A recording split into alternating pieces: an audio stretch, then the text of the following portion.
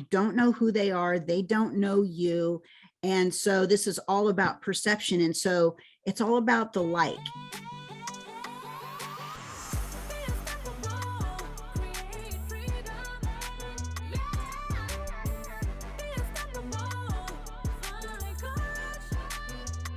Hello, and welcome to another episode of the Unstoppable Woman podcast. I'm so excited that you are here. We have a fabulous guest on for today's interview. Her name is Tracy Enos.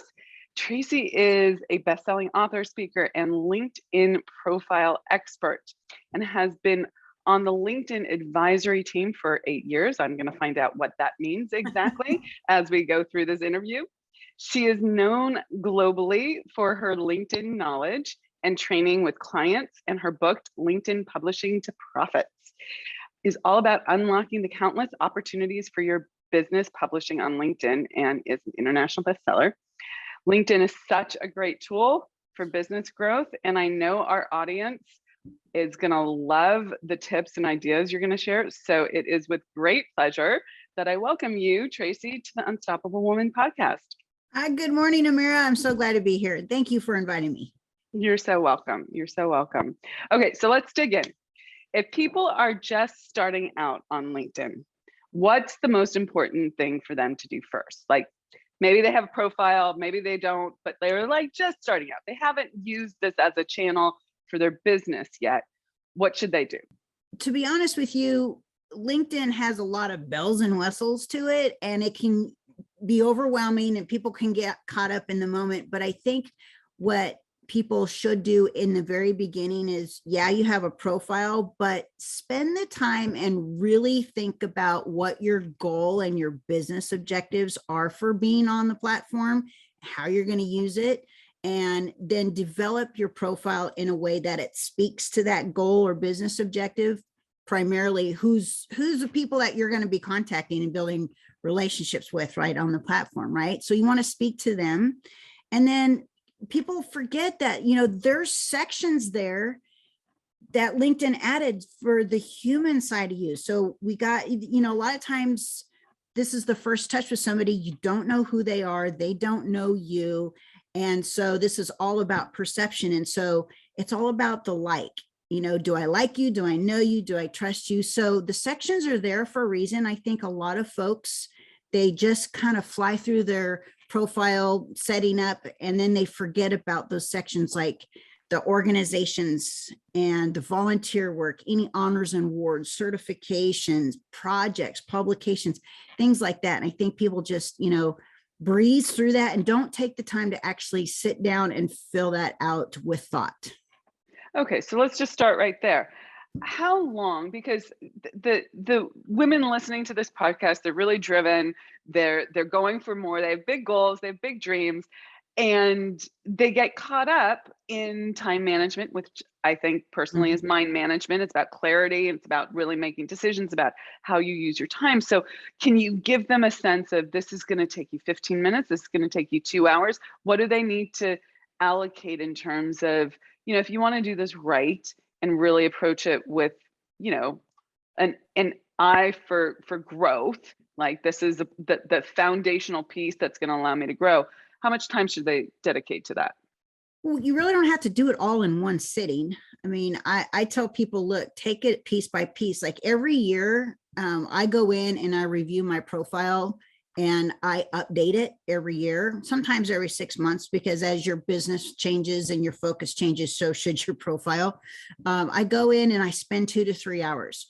But when you're first starting out, we do what we call the foundation work. And that's the stuff that you do offline before you put stuff online. And actually, if you sit down and took the time to do that, really defining who the prospect or the client or the referral partner or business partner is, what's their demographics, where do they hang out, what is their age group, what are their titles, what industry are they in, what kind of influencers, who are they following, what kind of topics do they like to read about, what publications are they reading, things like that. What are their desires, what are their fears, and what are the pain points they definitely have.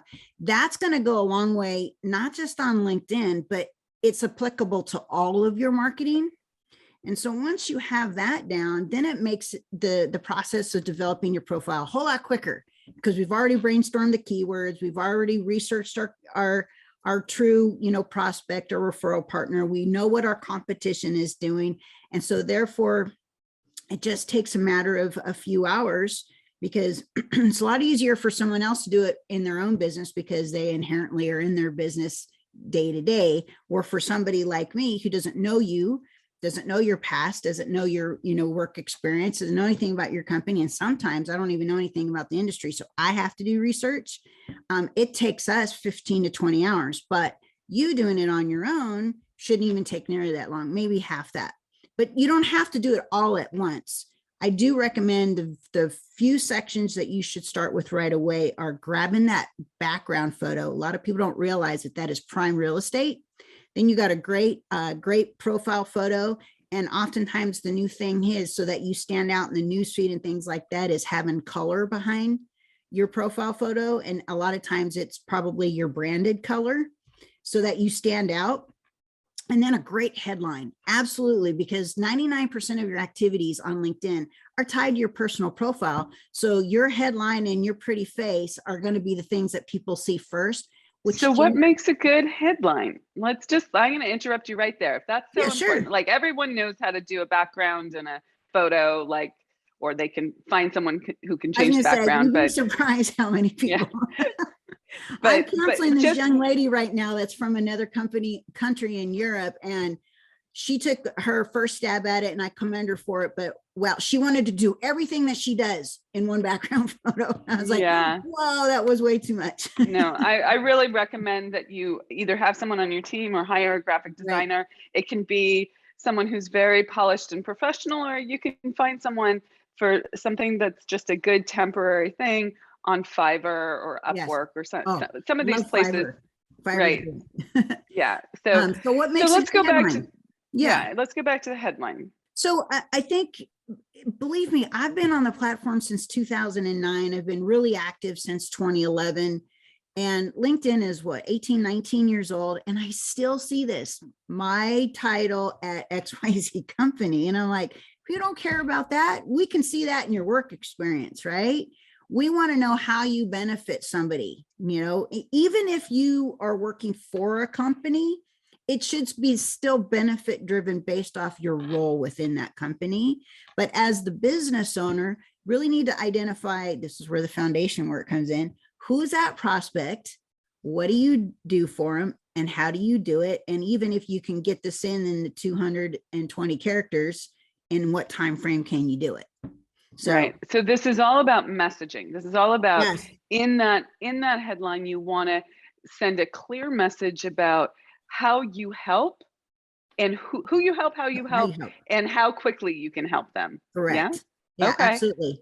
And if you have any room left, then, we add like little fun emojis, or you can use like the pipe above your enter key on the keyboard to separate the thoughts out, and, add your title in there if that's important to you, like founder, owner, director of marketing, whatever it may be. Okay, fantastic. Okay, so now let's shift to, after this, first steps, what are the best practices for LinkedIn? What are the do's and don'ts in terms of engagement and marketing and showing up? What's going to get you in trouble, and what will make LinkedIn love you and the people on LinkedIn love you as well? Okay, so LinkedIn has this thing called the Social Selling Index score. And just Google it, SSI score on LinkedIn, and then it'll deliver you to the link. So what that does is there's 4 pillars, and LinkedIn is tracking your activity. So from everything from your connection requests and how many people are actually responding to those, people responding to your posts in the newsfeed, you engaging with other people's posts in the newsfeed, and then how many people are responding to your messages in the inbox on LinkedIn and the Sales Navigator inbox if you're a premium user. And so they take all those factors and they rank you from 0 to 100. I've never seen 100. I've been as high as 94, but you got to, as long as you stay consistent, that score goes up. And I don't know how this I mean, they say that it helps for organic search, but I don't really know how true that is. But I see, like, especially with the news feed, I mean, that's actually completely separate from the SSI score. So, but as long as you're doing those daily activities, engaging with other people, getting in the inbox, developing relationships and posting content, your SSI score will definitely go up and improve your, being in the front page of search results for your keywords, for your products and your services. And So those keywords are just on LinkedIn, like when someone's searching just on LinkedIn, or is that on a Google search or other internet browser search? that's just on LinkedIn. However, if you have really good keywords in your profile might show up in a Google search, especially for your name. So if you get all cutesy with your name when you have that vanity URL, then Google may not pick it up. But because LinkedIn's an authority site, and if somebody Googles you, like if somebody referred you, for example, and somebody wanted to go do their due diligence and, Google you and check out your website, your social media and whatnot, more often than not, your LinkedIn profile is going to show up above even your website, your Facebook, your Instagram, your Twitter. Trust me, it's the top of the page. So, okay. So what I took away from that was you want to engage, you want to be responding to people, you want to have good keywords. What would get you in trouble with LinkedIn and lower your social selling index, if you will? going out and sending out mass requests and spamming people in their inbox before you've actually had a chance to get to know them.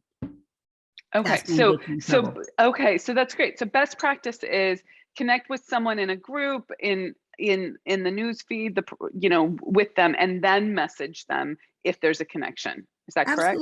Absolutely. And just like we're having a conversation right now, this is how your replies and messages should be in the inbox. Because years ago, it used to be really formal, as a matter of fact.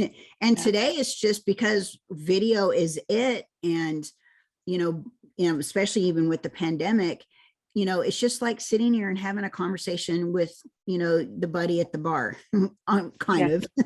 And so you want to get to know somebody. You don't ask somebody that you meet, at a restaurant or at a bar immediately and ask them to marry you, right? You sit down and you say, hi, what's your name?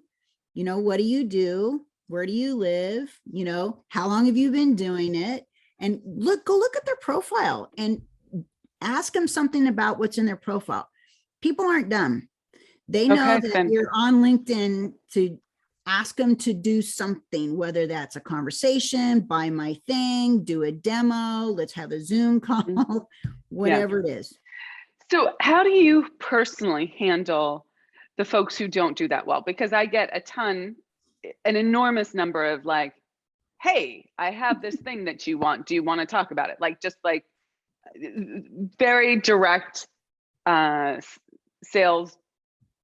And I'm all for sales, right? I'm not anti-sales whatsoever, but I don't know who they are. It's obvious that they're sending this to 1,000 people. It's not unique to me, and not even necessarily something that I want. So how do you ignore them? Do you write back? How do you personally handle those? I'm sassy sometimes. Sometimes I even see these in the connection message when somebody sends a personal note with it, and I'll just send something back and go, hey, is this message working for you?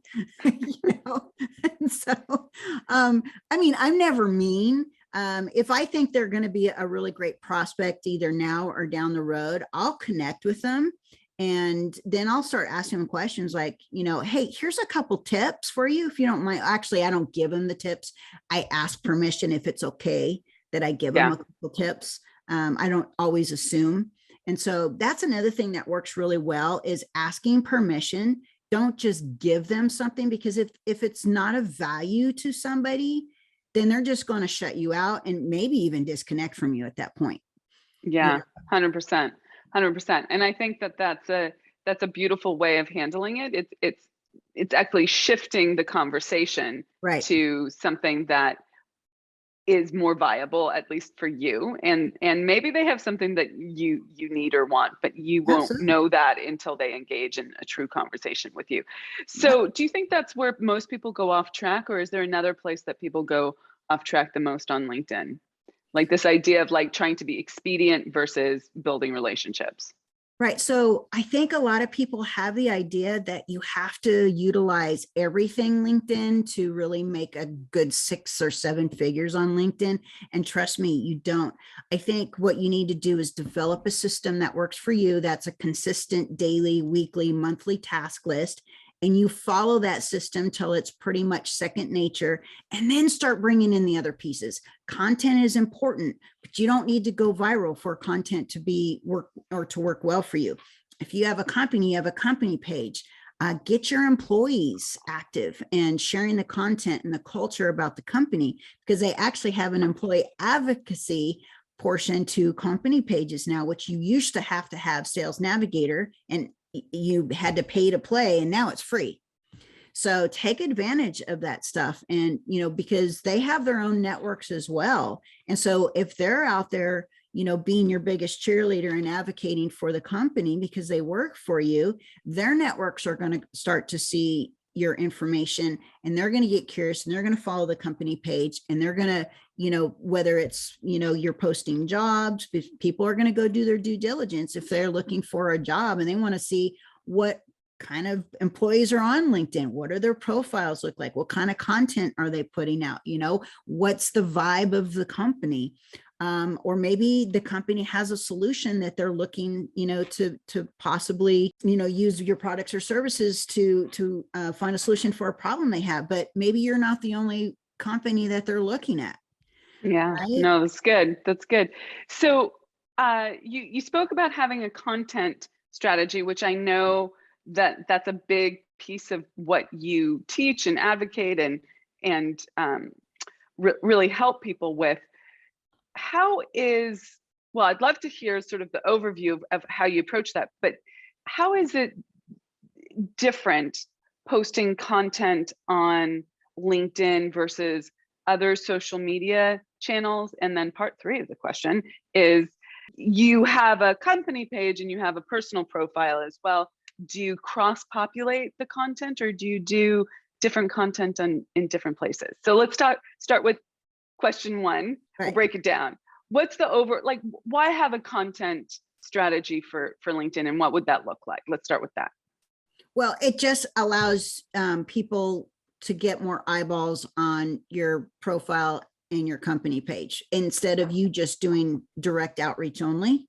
And so because the people that engage with your content, whether they like it, they comment, or they share it, their network is getting notified in the newsfeed that they liked, commented, or shared it, allowing a possibility to get more eyeballs on your content and therefore potentially your profile as well. So that's what you want. So that's opportunities that you're missing if you don't push out some content.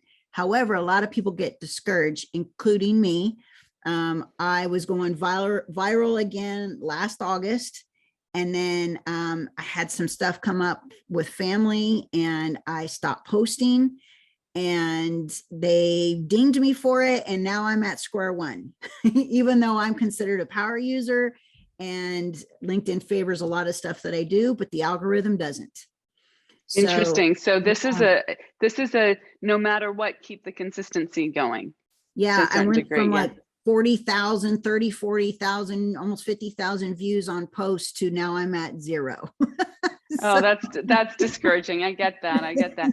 So be consistent. And then is there a different type of content that is better suited to LinkedIn than, say, Facebook or Instagram? well, I mean, if you've spent any time in the news feed, you're starting to see a lot more Instagrammy, TikToky, especially from the younger generation. And then, of course, all the people that are in that generation are loving that kind of content. Not everybody. There's a couple influencers out there that are, my age that are killing it, but they've been doing it consistently for years.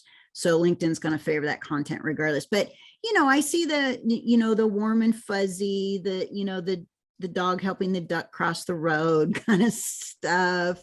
But I'm also seeing some that's great content And I'm seeing a lot of selfie stuff, like especially beautiful women, no disrespect, but that doesn't, for me, I understand the posts are motivational sometimes, but if you're just out there just for, vanity, then I would rethink your content strategy, honestly. So the goal for your content is, for one, to be entertaining, then be educational. And then once you get that audience going, then go in and spend 10% of your post promoting whatever you have. So that could Got it. be a course, that could be your webinar, that could be, a live event, that could be anything that you can think of, because people are now, they're watching and they're following you. So that's a great rubric. So 90% education, fun, content, 10%. Yeah. Edutainment. Yeah. Edutainment, right. Yeah. Right. So, and then so 10% you can business. promote. That's a nice rubric. Okay, good. Right. Good. So some of the content that LinkedIn likes right now, which could change at any moment, is polls. I am seeing engagement with polls though go down some, because that's all that people were doing was poll after poll after poll after poll. And some of the polls were just to get, they're gaming the algorithm. Is just to ask silly poll questions for people to vote on that'll get thousands of views. But I'm gonna be honest with you, it's not sustaining. So we started using polls that we could go in, and because as the author of the poll, you can see who voted and how they voted, which gives you opportunity to go back in when the poll has closed to go follow up with those people if they're your ideal audience. Yeah. And it's free, all free. Yeah, so I love it. That's what I love about it. And then they like native video, which is less than 10 minutes. People don't have that attention span. So 3 minutes or less is best. And it could be you could be at the gym, you could be taking a walk, you could just have a spur of the moment inspiration. People want to see real.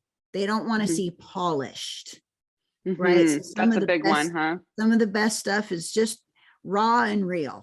Absolutely. And we don't like, as women, we don't like to do that. Like for so many years on LinkedIn, I didn't have to put on makeup. I didn't have to be on camera. I didn't have to do my hair. I had to do any of that stuff. So now I'm like, oh, gotta do all this just to get on camera. No, throw on a baseball cap, put on a little foundation and some mascara, and you're good to go. Good to go, for sure. So, I mean, I once did something called the commitment challenge, where, I'm very committed in my business. I set myself up. I keep my commitments. I keep my word. I'm really good around that. I had to learn how to do that, but I'm really good around that. On the athletic side of things, the fitness side of things, it was more of a challenge. I had, finished a marathon. I walked a marathon. So you'd think that I'd be like all in, but like the moment I let that time period pass, I fell off my running wagon. And so I ended up doing this commitment challenge. This was 2 or 3 years ago, where I invited people to join me, pick a commitment for 30 days and do the thing for 30 days.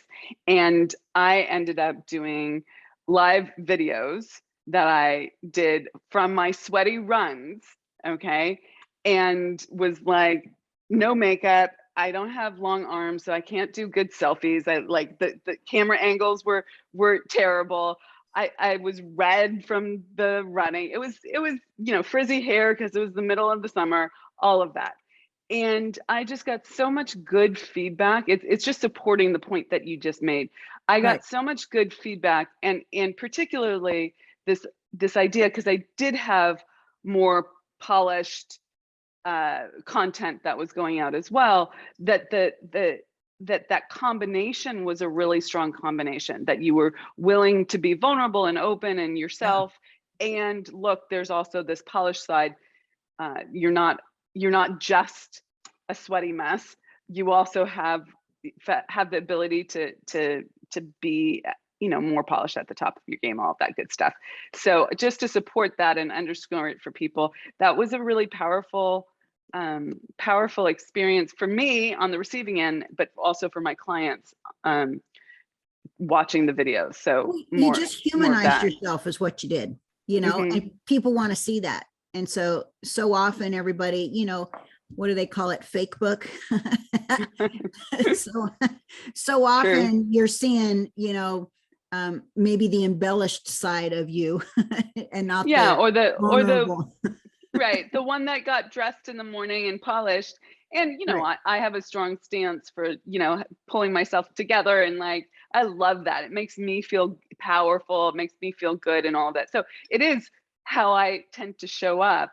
And I'm not like running down the street with my earrings on, right? Like I'm not doing that. So okay, so let's move on from that. How But I think that my next question is a total segue from what we were just talking Right. about, and I think you sort of answered it, but maybe you have something to elaborate on here, which is how important is it to share your personality on LinkedIn? My impression of LinkedIn from years ago was this was the kind of more stuffy, you had it buttoned up, suit and tie kind of place versus uh, sharing what you had for dinner, right? Or whatever. Right. Yeah. Well, Tell look me a at little how bit about that. look at how I'm dressed right now. I got a Hmm. Calvin Klein sweatshirt on. Of course I was running late to this too, but I'm like, oh my God, I don't know what to wear. So, but I really think it's important because look, there's a lot of competition out there in your industry, and you're not going to resonate with everyone, right? And so you want to build a tribe of people that resonate with you and your personality. Like I think I had a mentor of mine years and years ago, it was back in 2014, and he said, I want to have clients that I could go to the bar and have a beer with after work. Yeah. And so I've approached my business in that sense. I choose people that want to work with me, and that's okay. If I don't resonate with them, that's all right. Personalities don't always match, and that's okay. And I wouldn't want a client like that anyway, because it would be more headache than it would be anything else. And, it would be draining. So, Yeah. So don't be afraid to share your personality. It will no, filter out the people you right. don't work with well. Okay, great. So tell us a little bit about what it means to be a LinkedIn advisor, and how you came to be a LinkedIn advisor.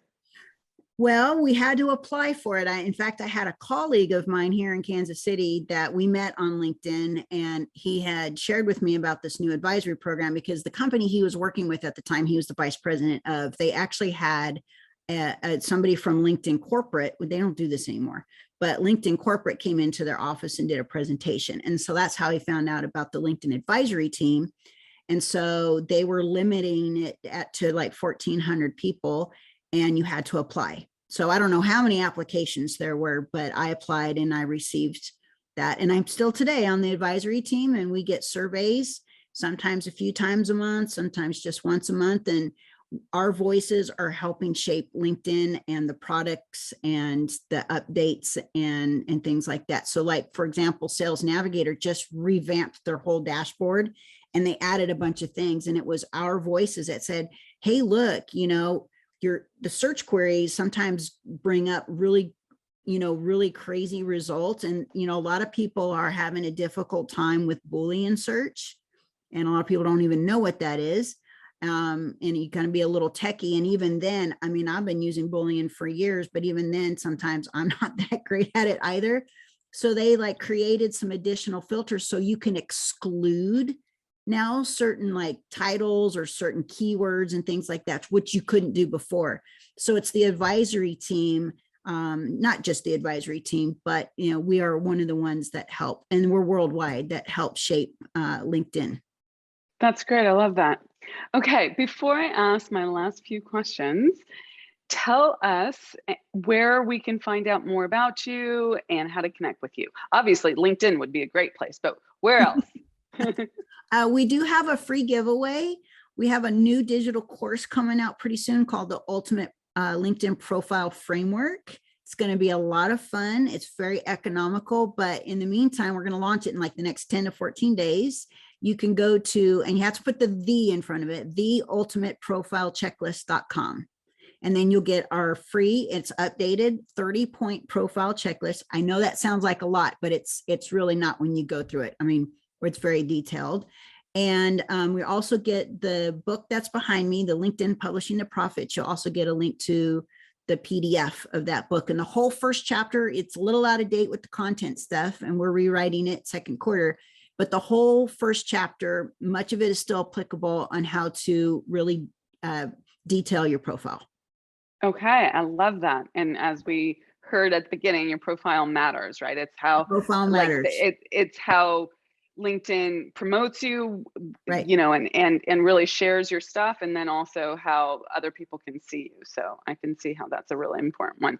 Okay, so I was looking at your LinkedIn profile and I saw that you had a terrible accident in 2015, and that LinkedIn actually saved your life and your career. So I want you to tell us about that, but I want to share with my listeners why I'm so curious about this, because I teach through the lens of universal law, and one of the laws is the law of polarity. There are always two poles to a particular idea, situation, circumstance, and in this case, there's the pole of this could be the worst thing in your life or the best thing in your life. And you really were able to see the opportunity here rather than the adversity. And I'm always interested in stories about that, because I think it's one of, well, I know it's one of the keys to success in life. So if you could share that story, I think our listeners would really love that.